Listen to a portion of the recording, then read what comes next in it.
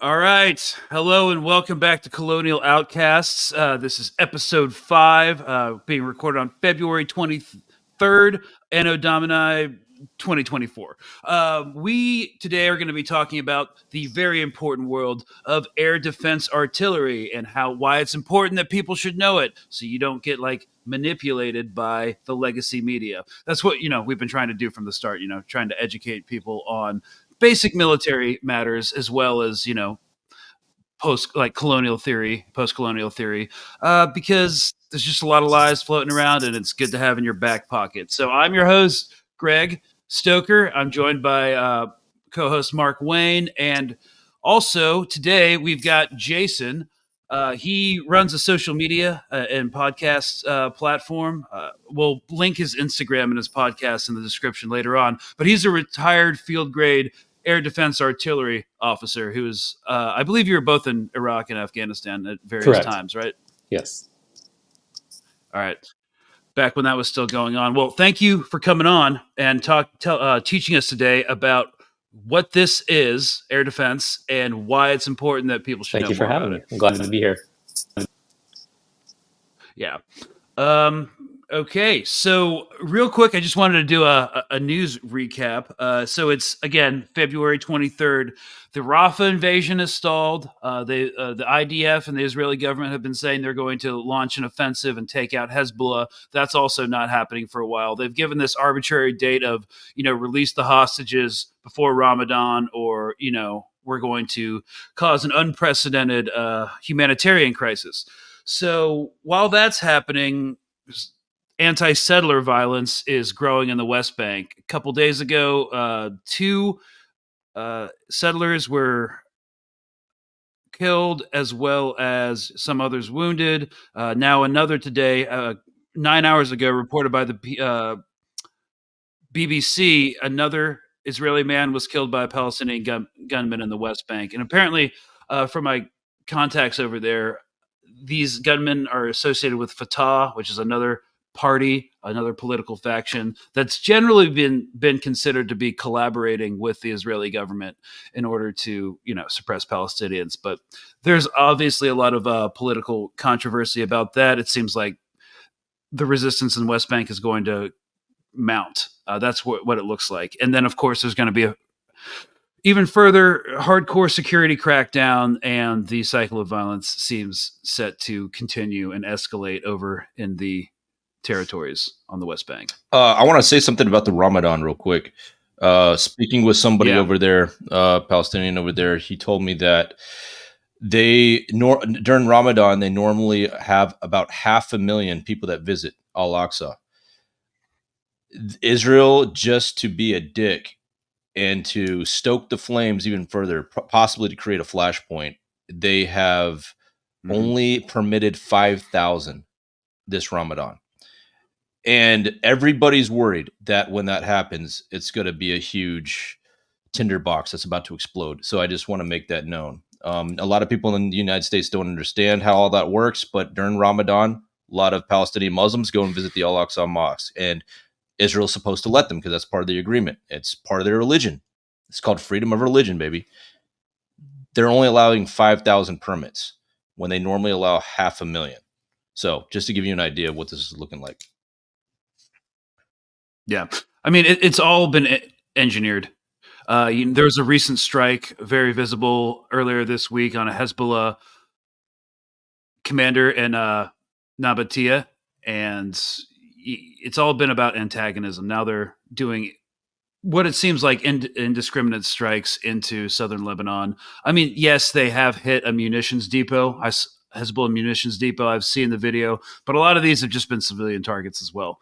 So there's been a lot of talk about Hezbollah retribution. As we've said multiple times on multiple episodes, Hezbollah so far has been doing escalation management, basically applying military pressure on the north, displacing settlers in the north, causing an economic drain and political, again, military pressure, while not doing anything that would justify armed Israeli intervention into southern Lebanon. Because, yes, they do support the actions of the resistance in Gaza, and the Palestinian cause. But people have to understand they now have a reputation for good governance. And as a political entity, their first responsibility is always going to be to Lebanon. So just wanted to put that out there. Now, coming back to the air defense and like rocket artillery stuff that's going on. Yeah, we're just going to jump right in. The Western legacy media really isn't reporting on a lot of this stuff that's happening with Hezbollah on the northern front and the continuing discussion about bombing Iran and fighting Iranian proxies and taking it to the real enemy because they're trying to create this narrative of the Iranian octopus that controls every anti-American group and faction, which we'll get into later.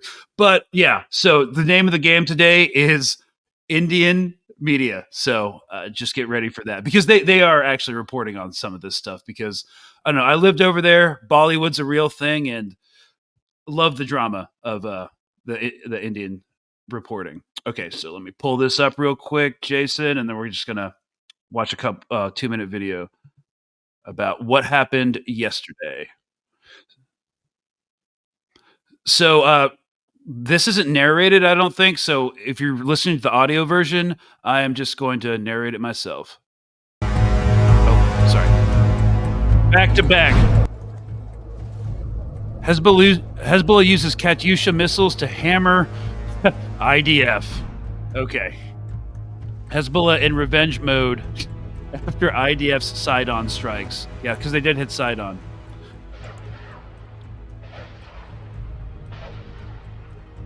So, Israel-Lebanon border on boil amid ferocious fight between Hezbollah and the IDF. As I said, the flair for drama is present. Lebanese group launched a total of 13 back-to-back attacks on IDF positions yesterday.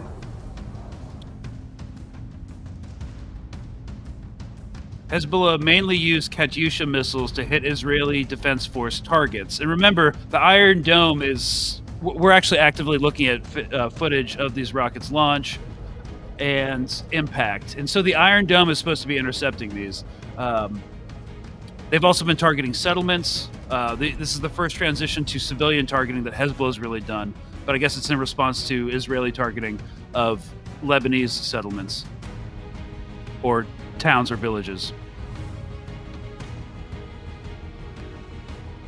So yeah, they're just listing off different impact sites for the rockets along the Lebanon-Israeli border. Some targeting of barracks and billets of the Israeli soldiers. Yeah. And this goes on for a while, so we're just going to stop it here. All right, so there's been an ongoing drama over the exchange of direct and indirect munitions over the border, and I guess we've all heard of the Iron Dome since this thing kicked off. We also know that the Houthis are launching anti-ship ballistic missiles and UAVs at shipping in United States warships in the Gulf of Aden. So I guess on a really basic level, could you break down what exactly is air defense artillery for us? Sure. So air defense is basically you're protecting assets, whether it be buildings, people, weapons, and you're using missiles mostly. We do have like rounds, like 20 millimeter rounds with the CRAM system, but it's mostly missiles and it's surface to air, and it's just basically defense. So those like the Iron Dome system, they're designed just to protect. They're not designed to attack. And so, you can't just flip a switch and like, okay, now we're going to shoot at the launch site. They need different weapon systems for that. So it's really just defending. It's pretty much, in a very layman term, it's just defense. And with that, you have like 3 levels usually. So you'll have like a lower level, short range, and you'll have medium and high level. And so each missile level. So like we think about the Iron Dome, but a lot of people just kind of think of one system, but it's usually several systems that hit certain targets. And so like for example, the lowest one is the CRAM. That's meant for like borders and stuff like that, smaller stuff, closer range, last defense stuff. But then you have all the way up to like their system, which is like the Arrow system, and that's for the big missiles, the long range stuff that Iran has. You're not going to see much of that from Hezbollah, but they do have variety. But mostly they have those, like what we just saw in the video, they have those kind of smaller rockets that are not very accurate. But although they did well on that one, but sometimes you get accuracy by volume, and but they are kind of primitive compared to what the Iron Dome system is. But nothing's perfect, right? So I think they have 90% success rate, so yeah, it's kind of the basics of air defense.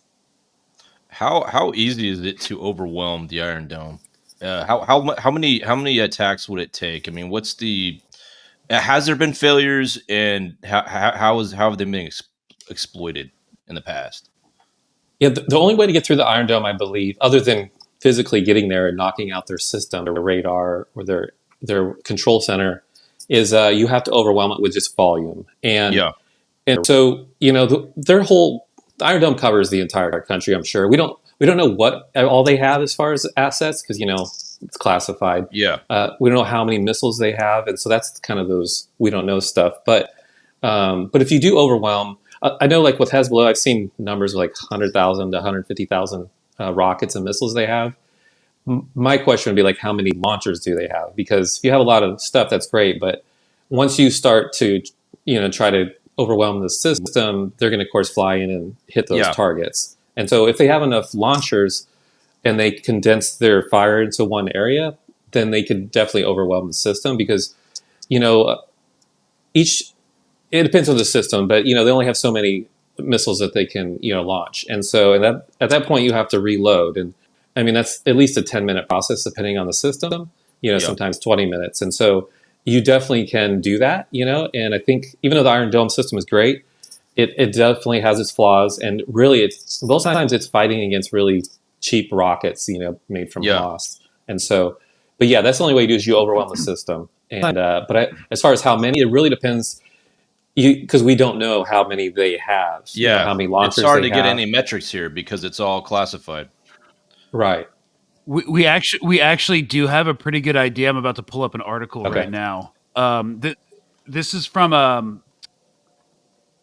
a report by Reichman University Institute for Counterterrorism, which is essentially like a posh private university in Israel, and they got a bunch of IDF officers and officials together for this report on what an actual Hezbollah attack would look like if they really opened up a northern front.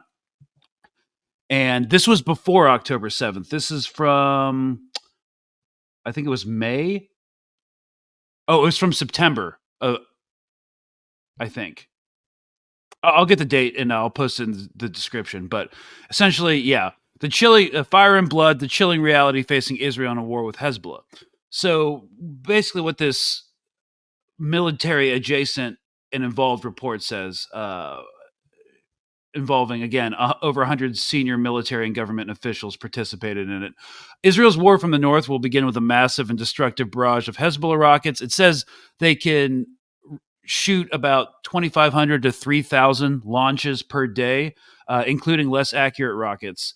Hezbollah will concentrate its efforts launching massive barrages towards a single target area, a major IDF base, or a city like Tel Aviv, as we were talking about on the phone before this podcast, in a densely populated center of the country, which will be subjected to hundreds of daily rockets.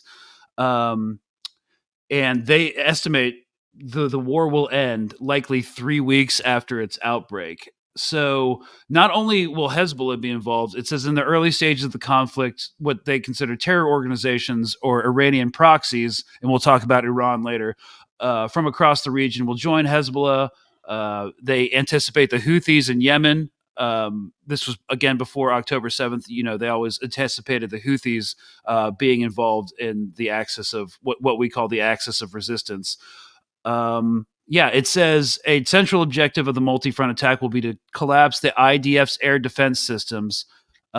Precision-guided munitions and low-signature weapons such as loitering munitions, drones, and standoff missiles will attempt to physically strike and destroy Iron Dome batteries. Now, So that's basically saying they're going to go after the batteries themselves to knock them out, as opposed to overwhelming it, and while at the same time trying to overwhelm it.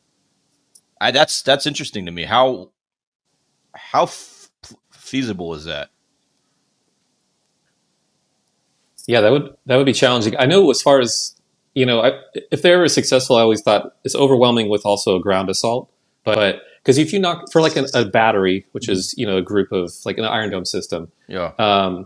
you have your launchers, which is like 3 to 4 launchers, and you have your radar, and then you have your command and control center. If you knock out the radar or the command and control center, they can't shoot. It's just missiles sitting in a launcher, unless adjacent battery can acquire them, but that's not an easy task. And so you can easily, yeah, if you could actually get there on the ground, it'd be much better. But that would take a lot of coordination, of course. Well, yeah. But if you do knock out one, they typically, you have, we call it a fan, but like you have your coverage for the radar, but there usually is some overlapping. And I tried to find information as far as how many Iron Dome systems they have, and the number I came across was 10. Plus, they took 2 from the U.S. recently.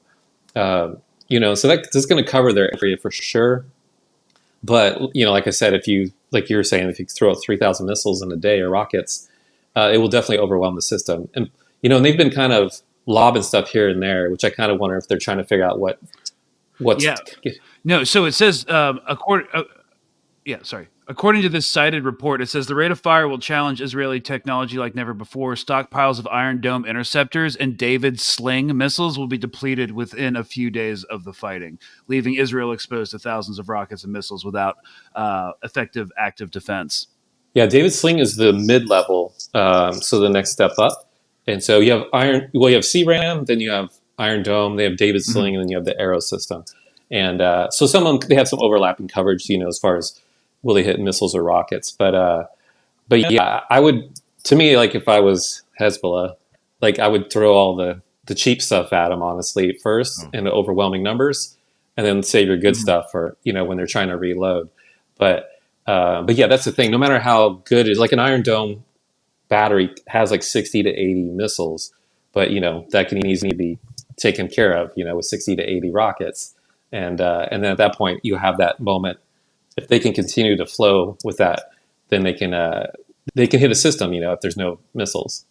So they quite possibly may not have a protocol in place. They probably do. I'm just assuming. Let's just assume they do, of replenishing those batteries on the spot in preparation for something like this. Yeah, I don't know the location of all of their batteries, but I'm assuming most of them are on bases where they're secured. So they'll have some backup, but like for an Iron Dome, it takes a crane or a forklift, just like our Patriot battery system, to take off we call it the can, and then put the new one on. And so you're talking 10, 20 minutes for that process. Right. And yeah, I don't know how much backup they have. We supply a lot of their components for the Tamir missiles, which is what Iron Dome shoots, but I just don't know how much, of course, they have, but they've been using a lot of it lately, So yeah. I do wonder if Hezbollah is just trying to get them to use up their supply before we can get them resupplied or help them. Yeah, and there's no way for Hezbollah to really know what the resupply is looking like for Israel. They're not going to have that information, so they're probably all doing guesswork. Everybody's probably doing guesswork at this point, in a lot of ways. Israel is probably using forward intelligence, while Hezbollah may be doing a lot of guesswork to try to figure it out on the map and mapping this in their command centers, trying to do hypotheticals, I'm assuming. Yeah. Yeah. But it basically just speaks to, this rhetoric when they say we're going to take the fight to Hezbollah and all this stuff. It's just like, I don't think people understand, especially people in Israel, understand how potentially catastrophic that would be. Not within like a month of fighting where the front starts getting rolled back and they start losing ground back into the Galilee, but like right then, like within 24 hours. Yeah. If no one, I guess, because of my background, but if I was Israeli, I would not be there right now. I'd be somewhere else. Because, it's funny, you see all these videos on social media of them enjoying life. And yeah, Tel Aviv looks like a great place to be for some people. But I'm like, yeah, in a heartbeat, if Hezbollah and Iran decide to we're just going to go full throttle, it's going to get really real quick, and that security is over. Once one's open, once that one radar is down or one system, and they figure that out, they're going to be able to unleash in that area, a lot of volume. So it could get ugly real quick. I know a lot of Israeli Palestinians who have Israeli citizenship who live in the north are extremely worried that they're going to be caught in the middle of this. Who live in the Galilee area, who live in Nazareth area and Tiberias, a lot of them are very worried right now about this, that, we could see mass evacuations happening. And my worry has always been that in the scenario like that, there's always opportunities for, I guess you would call, mini pogroms to happen from psychotic Israeli settlers to take advantage of the situation and start massacring. It does happen. It has happened in the past, where they use the cloud of war and the chaos to enact violence on Palestinians, and they can get away with it because nobody's watching, because everybody's taking shelter and that kind of thing. So it's something that I think about quite often when it comes to this the Hezbollah situation. Yeah, it definitely could be. I mean, look what they're doing when we're paying attention. So, I know. and yeah, especially those in the north. Of course, you saw that video of it hitting a couple times. But that's one thing with the air defense system is if you're close enough to it, it's also it struggles to hit those things. And so like the missiles we were just watching, if they're close enough and the radar system's close, I know they wanted Hezbollah to push back because they need a little bit of space for the radar to detect it and then fire. If it's within a few miles, it doesn't have time to figure that out. And so also if you have low trajectory, a lot of times that's going to go under the radar. And so yeah, they need space, and they don't have space, of course. It's such a small country. Yeah. So, so that's their danger. It's the size of New Jersey. Yeah. Yeah. Yeah. Well, I mean, Israel doesn't have a lot of strategic depth. But what you're saying, just for some listeners who might not be as familiar, essentially you're saying the Hezbollah line and the territory they occupy and the territory they're shooting rockets from is too close to the Israeli positions in order for them to counter rockets with their air defense systems. Yeah, as far as protecting the people that are close to the border, they just don't have the time. I mean, they're good as far as like Tel Aviv, as far as having that time, but yeah, these radars, if they're within like 4 kilometers or so, they're not going to have much time to react to that. Yeah. So, plus, if you are shooting something lower because it's closer, radars they can't look through a mountain, and so they tend to go up. So flat surfaces are better for a radar, and of course most things come from the sky that are shooting. So if you keep something low enough, you're going to struggle to see that in time, especially if you have a lot. They did test the system out, the Iron Dome system, a while back with the computer, not actually firing missiles, to see how well it would handle it. And it handled stuff pretty well. But like I said, but you still have to reload. That's one thing you can't do that fast. And so, but yeah, so they need space and they need to not be overwhelmed. And so that's kind of their weakness. Could you talk a little bit about the topographical nightmare that Lebanon poses to Israel as far as launching points? Mountains. Yeah, there's mountains. I mean, they're going to still be able to figure out where it's coming from, because they usually respond. But you may not see it coming until it's over that mountain, and so then you'd have just less time to respond to that.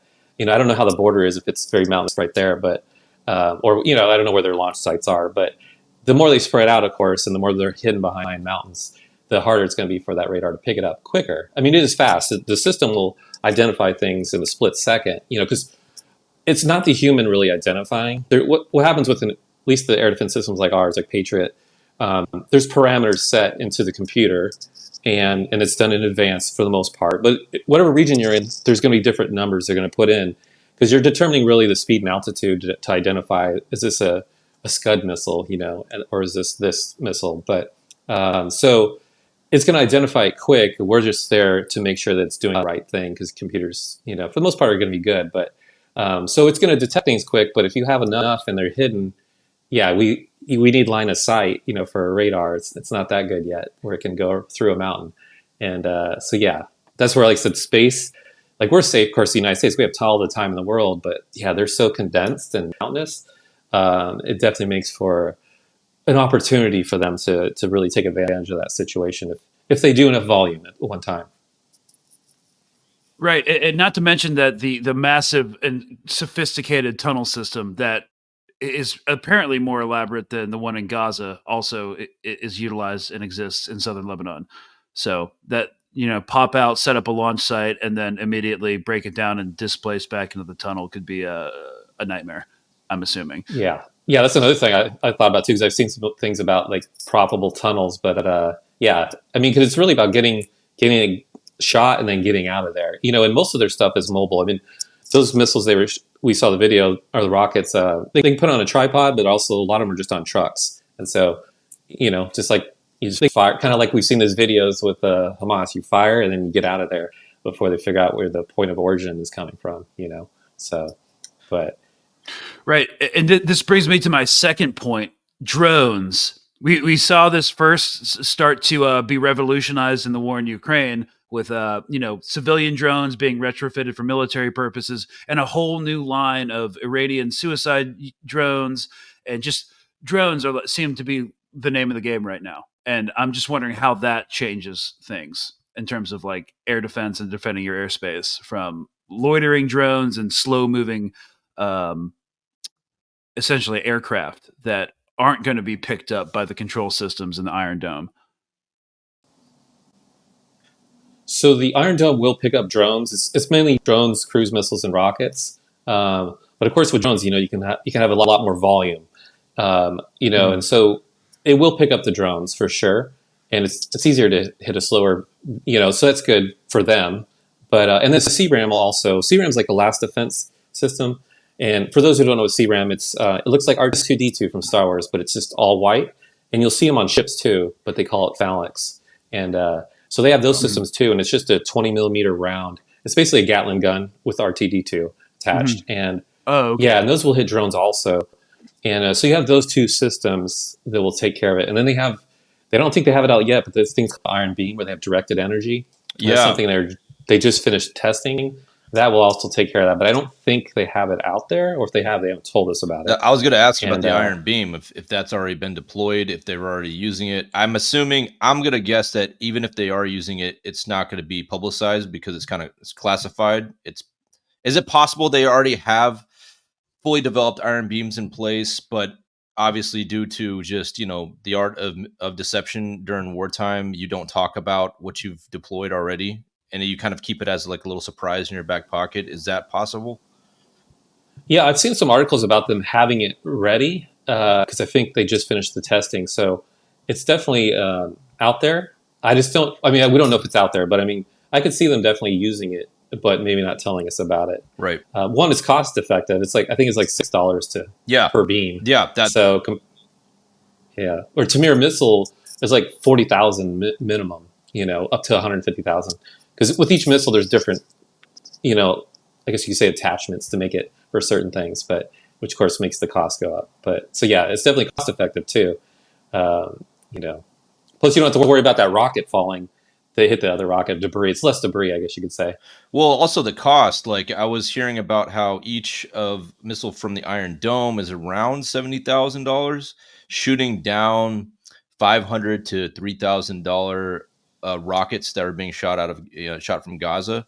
So the cost is insane when you're talking about a barrage of cheap missiles flying from the other side, and then you have $70,000 a pop of the Iron Dome flying out. So it's a very expensive system. So I know that they were excited about the Iron Beam because it was just going to be such a cost-effective measure. You're shooting a little laser at it. It's just a beam. It's just your electricity essentially, and then the resupply of the chemicals reaction that goes in those laser systems. So I know they're excited about it, but I've heard that they're very short range. I don't know how short of a range it is. I forgot. Yeah, it's for like mortars and it'll hit drones and stuff, but it is short range. So it's complementary to the Iron Dome system, but you don't have to reload. That's the good thing. Yeah. So I think it can only do so much. I think there's I don't know if it's just overheating of the system, but it does have some limitations, but not like the Iron Dome system. But yeah, it's definitely short range. So I just kind of wanted to, broaden this a little bit to United States bases in the Middle East. I mean, that's been a huge talking point. People are starting to be like, wait, why are we still here? Why are we in Jordan? Like, why are we in Iraq? The Iraqi government has publicly asked, to dismantle U.S. presence, military presence in the Levant. Personally, I think that's just showmanship. I think they definitely want those bases in Iraq still, the government, because of their whole relationship with Iran.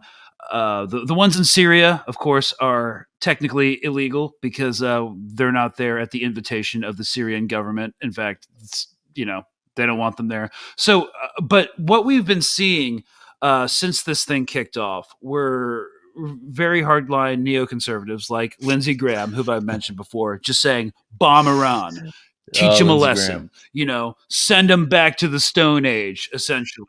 Yeah, I mean, he's not the only one though, and that's the problem. So, people just don't really know anything about Iran, its capabilities. So I would just like to play one more clip from Indian media, just kind of introducing the subject for the people. And this one's in English, so everybody will be able to follow along. Okay, pulling it up. Meanwhile, according to a Reuters report, Iran has provided Russia with a large cache of powerful surface-to-surface ballistic missiles in a move that deepens the military cooperation between the two US-sanctioned countries. Now, Reuters says Iran has sent 400 highly accurate ballistic missiles to Russia. Now, the powerful surface-to-surface missiles include many from the Fateh 110 family of short-range ballistic weapons, such as the Zolfaghar. Now, this road-mobile missile is capable of hitting targets at a distance of between 300 and 700 kilometers.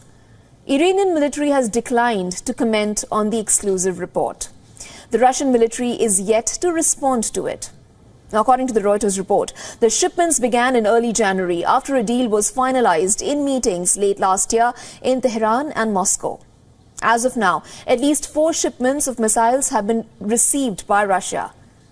They were reportedly transported via planes, while others traveled via the Caspian Sea on ships. Reports suggest more shipment of missiles could follow in the coming weeks. Now, the deal between Russia and Iran comes after restrictions dictated by the UN Security Council on Iran's export of missiles, drones, and other military technology expired in October. Although the US and the European Union have retained their sanctions on Iran's ballistic missile program, they have flagged concerns over exports of weapons to Iran's proxies in West Asia and to Russia. According to Reuters, a US official says Washington has no indication that deliveries have taken place, but they have seen evidence of talks actively advancing. Although the Pentagon is yet to comment on the deliveries of missiles to Russia. Since Russia started its invasion of Ukraine back in... Okay, so then it talks about Ukraine, which is beyond the scope of this conversation, for sure. But I was just thinking, like, if they have enough stockpile to send 400 ballistic ICBMs to Russia, essentially, they must have stockpiles of their own that could easily overwhelm United States air defense and devastate U.S. assets in the Levant, in the UAE, in Qatar. Yeah, definitely. I was thinking the same thing. Like, well, we got enough. Let's go ahead and get rid of some of these for Russia. But as far as what we have over there for U.S. forces, I know we have at least one Patriot battery and one THAAD. It's THAAD, and we don't know where it's at or where they are at. I think it was 2 or 3 years ago, Biden actually removed, I think it was 8 Patriot batteries and one THAAD at the request of the Middle East. Now, some of those countries do have their own systems, that we sold them. But as far as U.S. forces, I only know of one battery each. That's definitely not enough to handle that.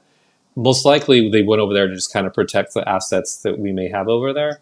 But not knowing where they are, it's kind of not sure. But in THAAD, for those who don't know, THAAD is the higher level. That's the big ICBM kind of high atmosphere long range missiles is what that's for. But it also can handle what the Patriot does. Patriot's like middle to high level, dealing with like Scud missiles and stuff like that. So, but with that, a THAAD batteries is going to have, I think if they have like, if this, I'm trying to remember, it might have changed because it's been a little while, but they usually have probably 6 to 8 launchers.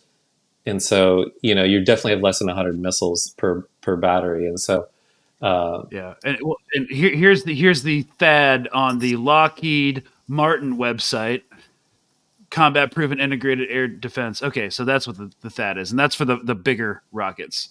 Upper atmosphere. So they handed me that brochure at the mall, and I was interested in buying it. Yeah, yeah. Well, welcome to America. But that only has 8 launchers in it. So, and then you'd have to reload. That's how it works, right? You can Yeah, only do 8 intercepts at a time. yeah, and you need a forklift or a crane or this truck with a crane on the end of it that will move that. But and then the Patriot battery, there's different configurations within a Patriot battery because we have Pack 3 missiles, which are meant for rockets, and then we have Pack 2 is meant more for aircraft, but they will hit rockets too. And so there's different configurations within those 8 launchers because you have Pack 3 launchers and you have Pack 2 launchers. Typically, at least when I was there, you had 2 Pack 3 launchers, which could hold 16. And so versus the Pack 2 can only hold 4 missiles. So, but I have a question about the Patriot missile system. We've been taught that the Patriot missile system is the Oh, here's the crane. yeah, it's a slow process. I think we had like 25 minutes to replace all the cans because you get certified for that. Okay. All right. Yeah. Sorry. Go ahead, Mark. Yeah, there's been some controversy around the Patriot missile system, and I want to address it real quick from your expertise level. So this is from Foreign Policy web newspaper. This is March 28th, 2018, and it basically speaks about it calls into question the efficacy of the Patriot missile system based on situations that happened in Saudi Arabia and Riyadh. So it said on March 25th, Houthi forces in Yemen fired 7 missiles at Riyadh, Saudi Arabia, confirmed the launches, and asserted that it successfully intercepted all 7. This was not true. It's not just that falling debris in Riyadh killed at least 1 person and sent 2 more to the hospital. There's no evidence that Saudi Arabia intercepted any missiles at all. And that raises uncomfortable questions, not just about the Saudis, but about the United States, which seems to have sold them and its own public a lemon of a missile defense system. Social media images do appear to show that Saudi Patriot batteries firing interceptors, but what these videos show are not successes. One interceptor explodes catastrophically just after launch, while another makes a U-turn in midair and then comes screaming back to Riyadh, where it explodes on the ground. How accurate is that? So I've gone through the testing. We tested actually white sands here for every little scenario. So I mean, nothing's perfect system, but one, it will self-destruct if it's missed a target, because or land where it needs to, where it's not going to cause damage to the civilian population. And so there's parameters you can set. So it will self-destruct. As far as it missing, I don't know because I have to check that article out, but I don't know what the range was, because I don't know what the radar was covering, but it's a very accurate system. Yeah, so I've heard. It's like the Pac 3 missiles they don't even have a warhead. It's kinetic energy. It's so good that it does tip to tip. That's how it hits it. Pac 2 it has a warhead, has to hit, but and then it has the Pac 3 on the outside has all these little motors that basically can make it turn on a dime. And so yeah, I don't know. Every testing I've ever been through, there's so much testing goes to make sure because in the old days, like if you we're talking like Iraq War, old days, but they don't make them like they used to. Yeah. So Pac 2 would hit, but then there would be debris, and then it would think there's more stuff, and they would shoot more missiles. But now it's smart enough to know like that's debris. We're not going to hit that. But I don't. It is a good system, but it is getting replaced slowly. The missiles are getting replaced. We have, I think they call it Sky Hunter now. The Marines are testing it out, I believe, right now. And so, like anything, it's always evolving.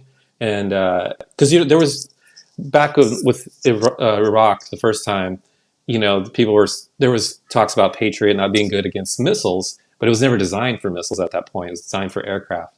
And so, and with the new technology, but there's always having to be adaptations to it. And each missile, like Pac 2, Pac 3, there's always evolutions of it. And so sometimes it takes something like that to be like, okay, we need to tweak this here and there.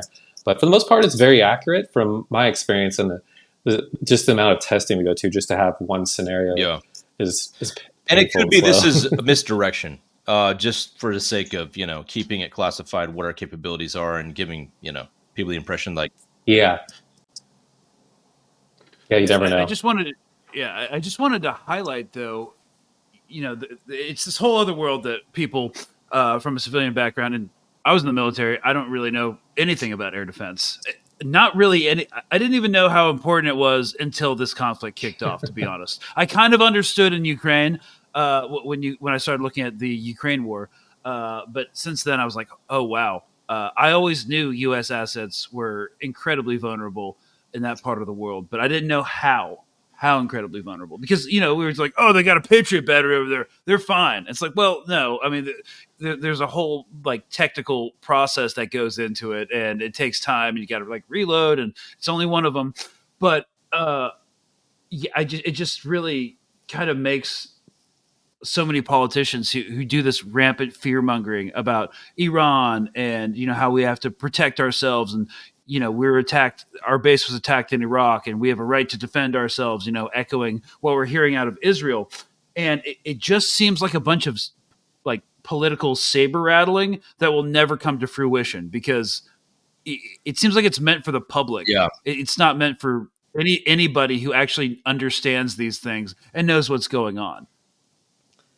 Yeah, it's funny when you said be the military, you really didn't know about the air defense guys, because we were, for like Patriot, we were called echelon above corps. We were kind of like, we always joked we were kind of like Air Force. We were in our own little world and we did our own thing, except when we deployed to protect our assets. But yeah, most people in the Army don't even know what we do or who we belong to, and so which we all, as far as air defense, we know it's always important, but of course it kind of gets hidden a lot of times. But and so yeah, it kind of made me laugh with that. But so yeah, it's definitely important, because there's so much stuff we don't know. Of course, it's classified in it, because even like I said, we're in the United States, we're at risk already because all this technology of ICBMs, and but we're always prepared for that. But you never know. Those weird warrant officers, man. Those spooky weird Jedi Knights out there. Those are the most important people in air defense, actually. They are. So they can do whatever they want when I was in charge of them. Like just make sure this stuff works. Do you guys still use the weird coffee mugs with like strange logos on them and strange quotations? Does that still happen? I don't know. I mean, I've been retired for 7 years, Gotcha. but so I'm not sure if they have that yet. But I just know the warrant officer was the most important person in a Patriot battery. Yep. We had like 3 of them in a battery. But yeah. But yeah, most of the people are not really paying attention. As far as what every country has, of course I had to know all that before when I was in it, but yeah, sometimes it'll scare you. Like there's a lot of stuff out there that could really make our lives bad quick, if we're not prepared for it. Kind of like Israel right now, they have a lot, except theirs is real close to them. And so, they have a lot to worry about. They just don't realize it. I think there's a sense of protection with the Iron Dome, like I'm under the Iron Dome, I'm good. Yeah. But I'm like, no, you're 5 minutes away from not being good real quick.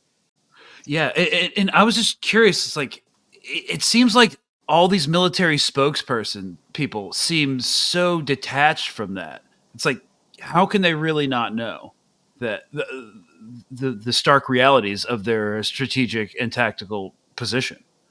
Like, that's why I come back to it. Is it just saber rattling? Like, is there a way that maybe even like the command echelon of the IDF doesn't understand that they could be wiped like within days? Can you say it again? Because the audio. Yeah, you were lagging really bad. Oh crap! Where did I cut off? I don't know. You're like, yeah, pretty much the entire question. Goddamn. Okay, I'm going to try it one more time. So, sorry guys. So, no, the IDF has all these vulnerabilities, right? We've been talking about air defense, and we've been talking about how you overwhelm a system. We've been talking about their enemy capabilities, and they're still doing this massive saber rattling about how they'll take the fight anywhere to anyone. And they keep talking about Hezbollah, even though they're so incredibly vulnerable. And the United States assets in the Middle East are so vulnerable. So that's what I was just wondering. Like, is it saber rattling? Can the IDF senior command echelon really be so detached from the tactical and strategic reality of their position when it comes to this stuff? I don't know if they're just flexing, honestly, or bluffing. Because I do, like, we've seen the videos, what happens down there in Gaza Strip, and I'm like, I don't know how they're so confident. Like, yes, they have the best equipment out there, probably, besides us, but they're not really good on the ground. And so, And once you spread out, of course, they're not going to be covered by air defense because yes, the radar has some coverage, of course, but the farther they spread out, you can't easily move like an air defense system and to protect you. It takes time. It takes a few hours to go and set up, and also with those radar systems, they're sensitive. They're not meant to be four-wheel driving, basically. But we do it. But the problem is whenever it's basically for ours, at least the Patriot system, it's a bunch of cards that are inside of $14 million radar system. So you move that thing, it takes a while to get it working right. Like it takes an act of God sometimes for it to be perfect. And so the more they spread out, the more challenges they're going to have. Also more costly too. I mean, I've moved a radar 100 feet and it costs 250 grand, and just for a card, And Wait, it costs 250 grand just to move a Patriot radar system. Well, because of what happened, a card broke in that chip, and so that chip, one of the more expensive ones, but it was 250 grand to replace that chip. Wow. And so it's like any movement is costly, but also just getting your system up, it's not a perfect system, and so there's always things that go wrong. This is where the warrant officer comes in. So if you keep moving that, like right now, they've been so stationary for the longest time. That's why their systems are good, but it's still going to have flaws, and they're going to go down. So if you start spreading yourself out, the air defense system's not going to really cover you. It'll cover you for a little bit, because the range, everything's classified, but like for Patriot, I think the unclassified was like 100 miles or something like that. But I mean, it's 100 kilometers. But once you go out of that range, of course, you're not protected. And we've seen how they are on the ground; they're not that good. So yeah, they're overly confident for sure. I'm like, they're not even going to be able to handle Hamas, but they think they can take on the world. It seems like. So I don't know if it's just indoctrination that makes them feel that way. It's because of the bedtime stories about the 6 Days War. So in the War of Yom Kippur, you read there. At least for me, I was always taught about all the miracles that happened in those wars and how good they were at kicking ass, them against the world. So that indoctrination starts at a very young age. And obviously these IDF commanders, IDF, top brass, they were taught the same stories. So they're always given this impression of that, Yeah, there's definitely, I mean, of course, being in the military, you have that, like, we're the best kind of thing. But yeah, then when you're actually in war, the reality hits. And yeah, I think they've hit a big dose of reality, as far as just, there's guys they're in slides and Adidas tracksuits, and they pull out and take them out, and then they disappear into a tunnel, And so, they're overly confident. They're definitely indoctrinated, and it's going to bite them if they decide to go full throttle, So, I actually kind of want to circle back to that. Wait, they came up with like revisionist myths about the 6 Day War and the Yom Kippur War? Because just so you know, you did live in Israel and you studied in Israel. So I'm sure you had more exposure to this. This is kind of a phenomenon that I didn't know, because myths about acts of God happening on the battlefield in the modern era. Yep. It wasn't just in Israel. Actually, that indoctrination started very early on in the United States in church. Like I remember sitting in the pews at a Pentecostal church, and they were having a whole session of talking about the miracles of the 6 Day War and going through it, and treating Israel as if it's just this monolith. And so that starts at a young age in the United States. God. Now, when you get to Israel, it's obviously even more. Well, you were a Christian. You were a Christian Zionist. That's how. Yes, you were raised. Not by my parents. It's not, my parents didn't raise me that way. It's just the church system that you grow up in, and this is very common for a lot of people who grew up in that evangelical Pentecostal church environment. It's go to any church, see what they're talking about on a Wednesday night. Go ahead, see what they're talking about. And it's okay. So yeah. So you had these war myths, these act of God, Ark of the Covenant stuff happening in the Yom Kippur War, and then going back to Jason was talking about like air defense artillery. They've even chosen biblical names for their air defense stuff. Like gets David under Fling. My fucking skin so bad right now. Let's talk about like the Merkaba tank is a great example.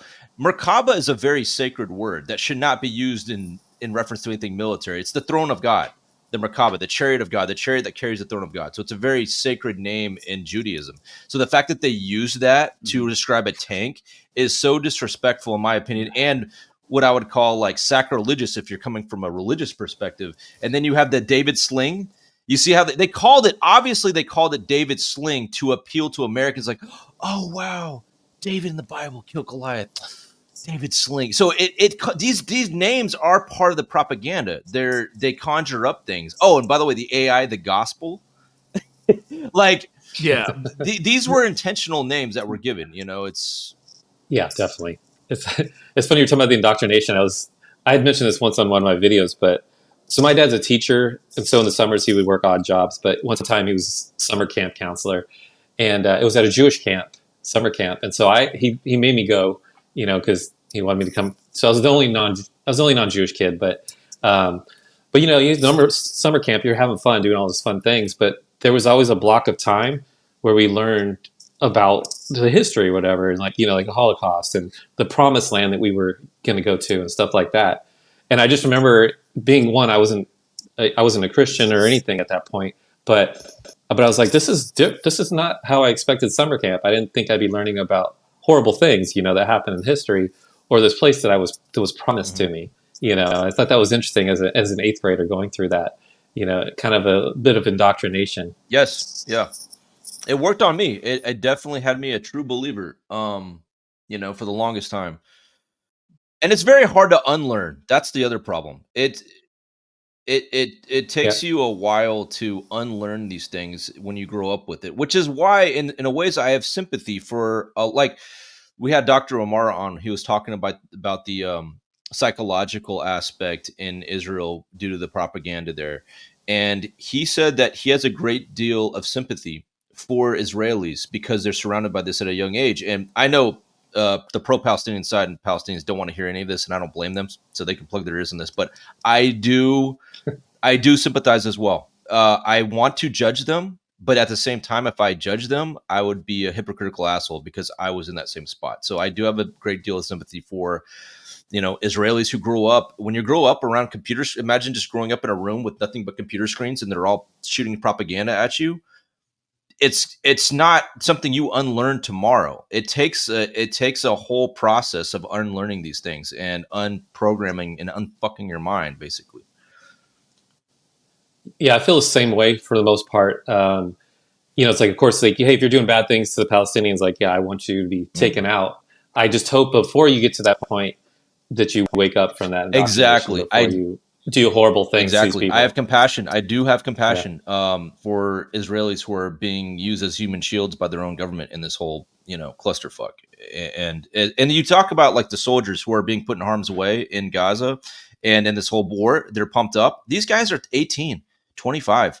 They don't know any better. And their commanders know. Commanders know their vulnerabilities. And that's why they put them in the front lines, the inexperienced ones, which is an asshole thing to do. What do we do in the United States? And I'm not trying to like put us on a pedestal, but we throw our Marines in there. They're called the tip of the spear, and we train them like Marines at the very least. So at the very least, we do that. So anyways. I mean, but I don't know. I might have to disagree as the resident infantry guy. It's called the infantry for a reason because that's where all the youngest dumbasses go. It's been like that, since the Middle Ages, even before. Yeah. So, it's hard to get guys to motivate guys to fight and to die. And like when you're that young, you also feel like you're completely invincible, right? Yep. You're the protagonist and the top brass knows that. You're the protagonist of your story. Well, of course, everybody knows that.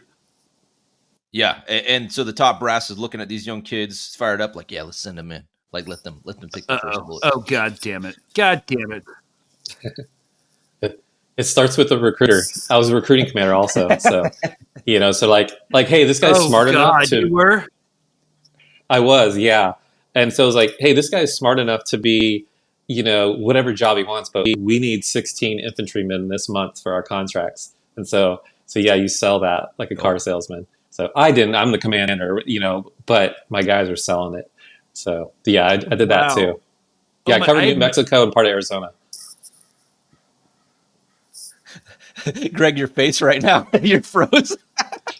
Can we Yeah, upload though? Can we upload this he's version when we, on the for the podcast? he's in It's a little. Oh, I gotta take a picture. he's Somebody in snap a shock photo. by I'm what gonna I take a just picture said. of him right now. Oh, you got out. God, God damn it. My internet. I don't know what's wrong with my internet. I've been jumping around locations. I've been jumping around locations since my address got doxxed, and I got a bunch of death threats. So I was just like, okay, I guess the current apartment I'm in is not. It doesn't have the best internet, but yeah, the recruiting thing, and this is one thing that I would like to talk about. What is up with the massive recruiting crisis in the U.S. military right now? That's a huge national security concern. Well, I'll say this for one thing, just from my experience there. We never had a problem with people wanting to join, but we had a problem with people qualifying. And so when I was in it, 17 to 24-year-olds, only about 25% were qualified because, you got to make sure mental, physical, they got to pass the ASVAB. And that seems to be a challenge for a lot of people. Jesus. But you have that. And I do think you have another issue I think there are a lot more issues with the youth as far as more weight issues, I think, more mental issues. But then you add in the factor of kids are more aware of what's going on, all this stuff. So I think you put all those together, and that makes it a little bit of a struggle for recruiting. So I did it. I think it was about a decade ago, but we pretty much made mission. It was just a challenge to get people to qualify to do that. But yeah, now people are smarter. That's amazing to me because I went through basic infantry training with dudes who could like barely read. Well, and I would say that I know. I mean, I've seen people get some really bad scores on their ASVABs. I'm like, wait, you're in college? How did you get a 3 on that? But I lift yeah, heavy things. yeah. I'd say depending on the mission, there are some things that get relaxed waivers. So like maybe you have one, you have a couple misdemeanors or whatever. We're not going to think about that. We're okay with that because we need more soldiers. You have a tattoo on your neck. Okay, we're good with that this time. But if we didn't need many people, sorry, you're not coming in with that tattoo. So you do alter for the mission. We don't at our level; it's above us. But you become like a car salesman. You're like, yeah, because I know before I was in recruiting, I'm like, yeah, if you have a tattoo on your neck, like you're not getting in. You shouldn't, wear your hands because that's the rules. And then I became a recruiting commander. I was like, it's just barely on the hand. We're good. So I was like, it's a small one on the neck. You're just like, I need my 40th contract for the month, so that the boss doesn't yell at us. Wow. Yeah. So that's the thing. I just remember you're supposed to have a 110 ASVAB score to get into Ranger Regiment, but in Ranger Selection, they're just like, we can give out waivers. Yeah, 110. You pause 110. You pause again. 110. Yeah, you had to be a God damn it! All right, yeah, you had to be a 110 ASVAB score to qualify for any special operations unit. But of course, people get waivers if they're strong and they can run fast. So that's always been a thing, even at that level. Oh yeah, it's probably for GT and ST, I think, portion of the ASVAB. Yeah, that was always the pinnacle of that was always the prized asset of a soldier was his PT scores. And I was always like, well, okay, I do see that, but like, what about just knowledge and intelligence as far as a leadership role in special forces? So bring kind of I just kind of remind when I was teaching lieutenants for air defense for Patriot. Whenever they would want to get to they were like, okay, what lieutenants do we want to go to which brigade? But when the West Point class came through, all the brigade commanders all of a sudden cared. It was all because of the Thanksgiving flag football competition. And they're like, oh, the quarterback from West Point's here. We want to get him. We don't care if he's dumb as rocks. He's a good quarterback, And I was like, man, I can't believe this is how we're deciding, people that are going to be controlling missiles. Can he throw well? Or is he a good running back? Just for one day or 1 week of games. Great spot at the end. Wait, we lost him again. it's the facial expressions that he gets frozen in that just gets me. Yeah. He's stunned again. I don't know what's It's going okay. on. I think I have irreconcilable freaking technical issues today. Jesus. It's all right. It's all right. Um, I'll while you're but yeah, glitching out over there. I got a quick question for all right. So back to the Lebanon border. Okay, I've been thinking about this. The closest parallel I can think of personally that's already out there would be North Korea and South Korea, the DMZ line, right? I used to live. I lived Yeah. in South Korea for a few years, and I used to live up by the DMZ, and I visited the DMZ, and I lived on Camp Stanley, which is very close to the DMZ. And when I was there, I would constantly hear talk about how vulnerable Seoul is in the event that something pops off with North Korea. If North Korea wanted to go full on war scale, there would be a firestorm of just metal raining down on Seoul, and Seoul would be obliterated. We would lose 2 million people within 30 minutes. 2 million people would be completely obliterated within 30 minutes because not because of rockets, but because of artillery shells. Because North Korea has artillery batteries all along the DMZ, and they're hidden. Some are hidden. So in the case of an all-out war, we're talking about thousands of shells just raining down on Seoul, causing devastation. That's the closest parallel I can see to the Lebanon-Israeli border. Now, and that's my question for you: is artillery a factor with Hezbollah or not? I don't know if I've seen. I was trying to look at their list of what they have, and I don't know if Greg you saw, but I didn't see much for artillery. Um, no, no, because artillery can be really visible, and it's harder to take out of a tunnel and put back into a tunnel. What Yeah. North Korea would do, they would have dug in holes in the ground, basically, that's covered with a camouflage. And so the way it would work is the gun would shoot through the camouflage and up, and we wouldn't even know that the artillery gun was there because it's simply shrouded. But I don't know. I'm just Yeah. being very speculative here. No, but yeah, no. But what North Korea does have is they have like rows and rows of like cheap rockets with like pipes, like on a mountainside, and the guy will literally like just run, hit a firing pin with Yeah. a hammer, and just ding, ding, ding, ding, just to shoot like cheap chaff into the air to get intercepted by their air defense systems along the DMZ, and then just shoot the good stuff in after the control system. And that's what was another question I had listed. Chaff. Can we talk about chaff and its role in all this? I mean, as far as the air defense systems, they're smart enough to determine what to hit and what not to hit. You know, so I don't know if that's too big of a concern. You know, I don't. Israel's got the best technology there is right now, so it can determine everything it needs to determine. It's really just about volume is really the issue, and same with the DMZ we were talking about. But it's just like it's a speed bump. Like our air defense, there's a speed bump for North Korea if they go all out. So that to me is even a worse situation if they went all out than Israel right now. But you know, but Israel definitely has the advantage with the technology. They just don't have the advantage with location and volume. Right. You know, and so, you know, no matter how good your system is, there's just 500 things come at you once. You're going to have trouble. But the system's smart enough to determine everything. Just can it hit? Does it have enough missiles to do it? Well, yeah, sorry. And what I wanted to circle back to was when we talk about nuclear arms proliferation theory, there is the term mutually assured destruction, right? No one, to be super reductive, it's everyone has like these two powers have nukes. Nobody wants to be annihilated, and you'll both be annihilated. So we're just gonna, normalize a Cold War, like normalize tensions. And I think we're kind of seeing that with Iran and the U.S. presence in the Middle East. It's like, yeah, we can bomb Iran.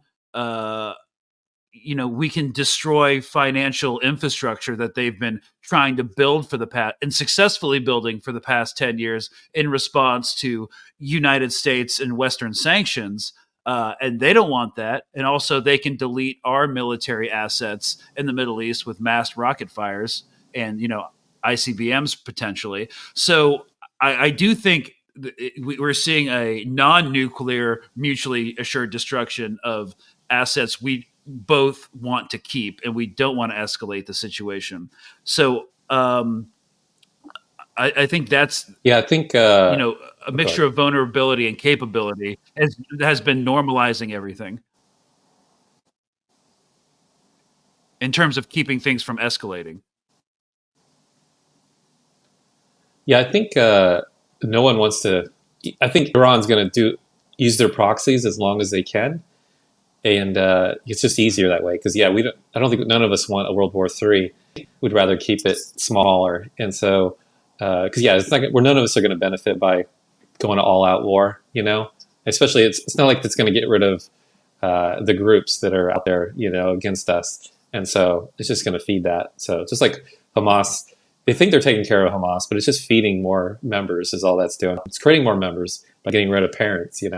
And so I think they'll continue to use the proxies and maybe ramp that up. I'd be shocked if Iran gets in a direct fight, unless Israel provokes them enough. But like it's easier just to have your proxies handle it for you. Yeah, and plus, we don't want to fight either. Remember when the drone hit the Syrian base that was just over the Jordanian border, and it killed 3 U.S. service members, and there was a mass casualty event. Well, we waited like CENTCOM, U.S. Central Command, waited 5 days, saying, "Hey, we're gonna hit you. We're about to do retaliatory strikes." 3 days pass. Hey, we're gonna shoot you. And then, oh wait, we're holding for weather so we can get more accurate like targeting pictures, even though weather doesn't really matter with what they were using so much. And so yeah, it gave Iran time to get all of their important military assets, and we basically just hit for the majority. I mean, I've heard that seen reports that 15 people died, but for the majority of those 85 targets that were struck, because they just hit the entire target deck. They were like empty warehouses and shit because we had telegraphed to Iran that we don't actually want to escalate this, and neither do you. So get your guys out of there. It was just a dog and pony show to de-escalate, make Americans think like, if you hit our bases, we're gonna hammer you. And Iran's like, okay, fine. You tell that story to your media, and we'll tell our own story to our own media, because they're completely separate. I don't think the average American citizen understands Farsi. So Yeah, it definitely was. I don't think whether those soldiers died or not, I think the response would have been pretty similar. Like, okay, you hit us, we're going to hit you. We'll hit some buildings and a couple people die probably. But yeah, it's that we don't want to take it too far. But yeah, you want to make people happy here. The politicians to be a little bit more quiet about what happens. So no matter what, the opposite side is going to always complain they took too long or it wasn't enough. But the reality is we don't want to escalate this. So we've already taken it too far as it is. Yeah, I'd say we took it too far in November, or late October. It was I think we're kind of like in unprecedented waters, and this is kind of why I wanted again to reiterate to talk about air defense, because everyone can get hit. Everyone's going to lose in this. Based off of like capability, like pre-existing capabilities. Like there's literally nothing to gain and everything to lose from escalating. Which is why I want to punch Lindsey Graham in his little fucking face every time he gets this like crack addiction of wanting to go to war. And one of my biggest it's just about Iran. Yeah. And what just drives me into an emotional fury is seeing our carriers out there, and because we have I believe it was 7,000. We have 7,000 sailors out there in the Red Sea, for example. I don't know how many we have in the Mediterranean, and we have this confidence in our military capabilities, our air defense capabilities, which I'm sure are great, and we have the best personnel working on it. But I don't give a shit what our capabilities are and how good they are. The fact that there's even the remote possibility of something getting through to those carriers and our boys and girls pay for it because of this stupid bullshit with Israel, that's the part that just it boggles my mind. And I look for I oftentimes look for comfort from my friends who are military experts on particular air defense systems to tell me, okay, please tell me that we're looking okay for our boys and girls over there, and I just don't want any of them to any incident to happen, because I know as soon as something happens, you always have that flashpoint that drags us in for that we talked. Look, another Pearl Harbor event, basically, and I don't want that. I don't want any of that bullshit, because it can. We know that it's. Yeah, I mean, I always try to drill down on that point too, because I think Americans have so much internalized racism that they're not going to give a shit that we're bombing the poorest country on earth and like killing people in Yemen for the sake of like imperialism, right? So the only way to make them care is like, oh, you support our troops, right? You want them dying over some bullshit? I think that's the only way to make people care. Yeah, I think, but I think it's Using that growing part of though. I honestly believe that the spirit in the air right now amongst Americans is we are not doing this bullshit again. Come on, we just got out of Afghanistan, right? Like, let's not do this bullshit again. Did we not learn our fucking lessons from Iraq and Afghanistan? So I think Americans, especially amongst veterans, are looking at this situation in the Mediterranean and the Red Sea, and they're like, pull them the fuck out. Stop putting our boys and girls in harm's way like this over bullshit. So it's also it's also creating national security issues. Like the kids these days are seeing this bullshit repeated. It's like, why am I going to join to be part of this whole system? Can't blame them at all. Yeah, I think that comes back to what you were talking about with recruiting. Yeah, definitely. Yeah, they're a lot smarter because they can see all the information. Not to mention the quick. stories from soldiers coming who just got out of Afghanistan who are like, it's not what you think, bro. Not what you think it is. Guys like Greg. Yeah, and we got big audiences. We got big audiences here talking about all the bad things that have happened. So educating them to, it's a lot more challenging. I have a daughter in the Air Force, but I never promoted them going to the military. They just chose their path. But so it's interesting. Also just the fact that how much billions of dollars we're giving to continue this, that's going to make people mad too. Oh yeah, operations are expensive, incredibly expensive. Apparently, it can take $250,000 to move a radar system 100 meters. So there you go. Yeah, I've thought about doing videos before, but I know it's gonna make people more mad probably. But I'm like, if you knew how much money I've spent alone for the military, in expenses, millions of dollars, just to, because I was in charge of big projects or whatever in Afghanistan and stuff. But I'm like, I've spent the millions of dollars of taxpayer money because we had to. But but you're like, man, this is big. A lot of it's you're like, this is not really worth it, And so I wish I could share all the money I spent, and tell people, but I can't. And so, but it's some stuff will shock you. You're like, what? You really spending money on that? And, we do. He froze again. Yeah, and because we were in Ranger Regiment. In Ranger Regiment, we field tested all this stupid equipment that we'd never use. It made no sense, but it took like fucking $500 million worth of R&D to come up with this crappy like squad to squad radio that only had like a 300 meter range, couldn't like uplink to any sort of like GPS comms or whatever. It was just like, we'd never use this. Why do we have to field test this? But I'm glad, $500 million was like spent on this dumbass radio that nobody wants and nobody will use. So that's another thing. Yeah. Or we change our uniform every 2 years. Oh yeah. What was up with the digital camo? How many millions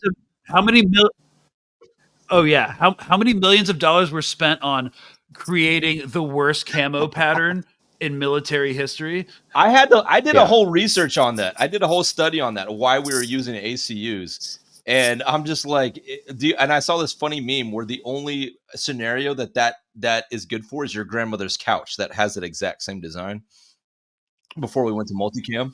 Yeah, I saw that. I saw that image. It was pretty good. Yeah, the ACU could only camouflage you if you were like taking cover in a gravel pit. Aside from that, you'd stick out like a sore thumb. Not just any gravel pit. It has to be the one that you do the PT on. Yeah. At Benning. So. Yeah, gray gravel. I mean, the military expenditure, the amount of money being spent on these intercepts, the amount it takes to keep these ships afloat and firing expensive missiles and doing F-35 fighter bomber strikes into into Yemen, also using those $1 billion stealth bombers. It's just so mind-bogglingly expensive. But yeah, Biden's being generous. Okay, he's floated the idea of forgiving $1.2 billion of student debt. Hey, wow, so good. Yep. Oh my And yeah, god. kids are seeing that and they're being like, I don't know if you saw my video, but Biden actually's motorcade came right by my house the other day, so I waved to him. Go like that. yeah. I only use one finger, but Yep. so I was like, "This is for Palestine." All right, guys. Well, I think we've covered a lot of eclectic subjects. We started with air defense, then went to Hezbollah, then went to military recruiting, and Then went to digital camo. Military spending. Went to Yeah, digital camo. covered it all. I wanted to talk about so- digital camo. Yeah. I want to do a whole thing on that actually. Yeah, and also, yeah, I mean, I could rant about the ACU pattern and how it was like highly flammable for ages, but yeah, I'm just glad we got to discuss how silly, like when you look at the military reality of some of these political statements, you kind of realize how silly all of this rhetoric truly is, and that's why I definitely wanted to talk about this subject. So. Yeah, I mean, Jason, is there anything else you'd like to add in closing about any of this?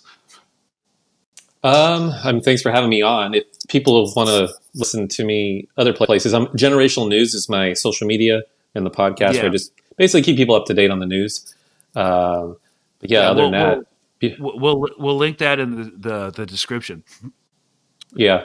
Other than that, yeah, it was good talking to you guys. Like I said, talking to Greg here and there for a little bit as we all connect and share the truth of what's going on. So it's good to have more Jason, voices. do you go to this. that bagel spot around the corner from Sony down in Culver City? Oh, I have not been. We got to there. meet up there. I have not Grab been a there. bagel. You got to try it. I don't. Do you know I the just name know of where it? it's at. I can tell you where it's at by heart. I can walk you through it, but it's Yeah. Is it by the stairs? Oh wow, that narrows it down. it's down For the audience. it's down the street from the hospital, not too far down, but it's right across the street from the Sony studio. Okay. And Culver City has a place called the Stairs. It's actually It's a hole in the wall street bagel joint. I love it though. Oh my god, you know what? I'm having so many technical issues, but yeah. Thanks, guys, for coming on and talking about this. I'm going to try to unfuck my internet next time, so this will be more seamless. And thank you all for listening. We're going to link Jason's social and podcast information in the description, so if you want to check that out. And we'll see you guys in a couple days. Thanks for listening. Later.